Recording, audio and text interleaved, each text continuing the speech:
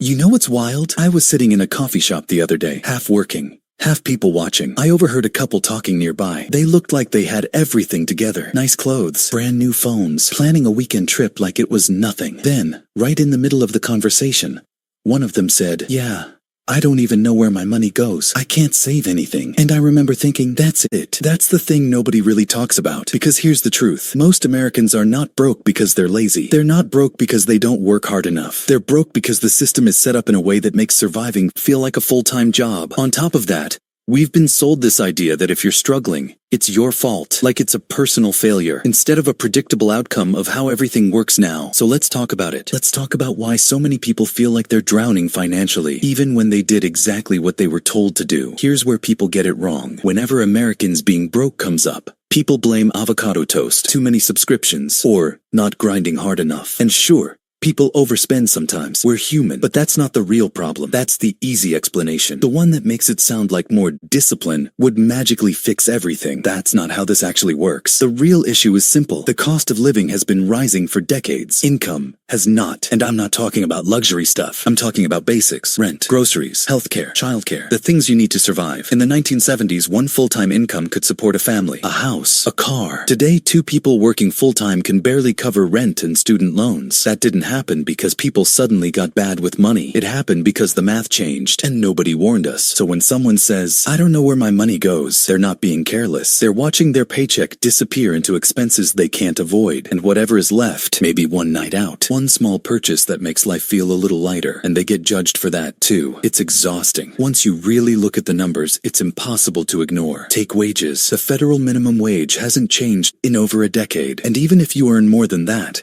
most paychecks haven't kept up with inflation. You might earn more dollars, but those dollars don't go as far. You're running faster just to stay in the same place. Now look at housing. Rent in many cities has doubled over the last 20 years. In some places, it's tripled. Wages? Up maybe 10 or 20%. The math doesn't work. Yet people are told to budget better when they can't afford a place to live. Healthcare is another problem. In most developed countries, getting sick doesn't ruin you financially. Here, one hospital visit can wipe out years of savings, even if you have insurance. Even if you did everything right, that's not a personal finance problem. That's a system problem. And then there are student loans. An entire generation was told, go to college, get a degree, you'll be fine. So they did. Now they're in their 30s, drowning in debt, working jobs that don't pay enough to cover rent and loan payments. And they're called entitled for wanting a livable wage. This is not about being bad with money. It's about living in a system that doesn't support the people inside it. And here's the part that really messes with your head. Even while all this is happening, we live in a culture that constantly pushes you to spend. Every ad, every influencer, every scroll through social media, all of it is designed to make you feel behind. Like you're not enough unless you buy something, wear something, live a certain way. That pressure is not accidental. Companies spend billions studying psychology to figure out how to make you spend money you don't have on things you don't need. And it works. So now you're already stretched thin, living paycheck to paycheck. And on top of that,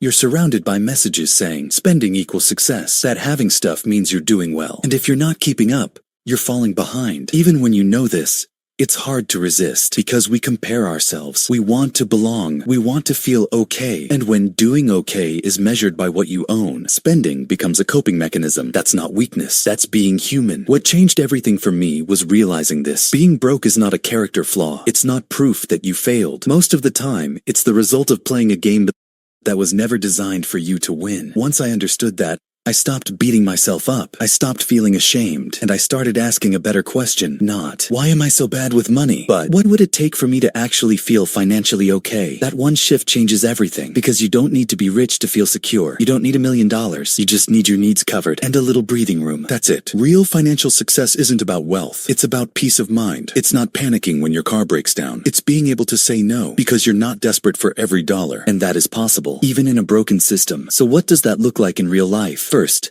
get honest about where your money goes. Not in a shame-filled way. Not in a stop buying coffee way. Just honest. Look at your bank statement. No judgment. Observe how much goes to rent, food, subscriptions you forgot about. How much goes to things you bought because you were stressed, tired, or just needed a quick hit of relief. No shame, just awareness. Because awareness creates options. Second, Build a buffer. I know, just save money. Easier said than done. But you don't need thousands overnight. Start with $20, then another 20. Slow progress is still progress. That buffer breaks the panic cycle. Because when something goes wrong, and it always does, you're not instantly in crisis mode. Even $500 can give you breathing room. It won't fix everything, but it's a start. And starts matter. Third, stop comparing yourself to people who started 10 steps ahead. You don't know their full story. You don't know who helped them, what they inherited, or how much debt they're hiding. You're comparing your behind the scenes to someone else's highlight reel. The only comparison that matters is you versus you. Are you learning? Are you a little more stable than last year? Are you building something? Even slowly? That's progress. I'm not going to promise that budgeting alone will make you rich. For many people, wages are too low and costs are too high. That's real, but you can take back control where you can. You can build a life that feels calmer, more intentional. Maybe it's smaller than what you were sold. Maybe it's quieter. Maybe it's not Instagram worthy. But if it supports your peace, that's enough. Because being broke isn't really about money. It's about control. And you can start taking that control back today. One small step at a time. You're not broken. The system is, and you're still here, which means you still have a shot.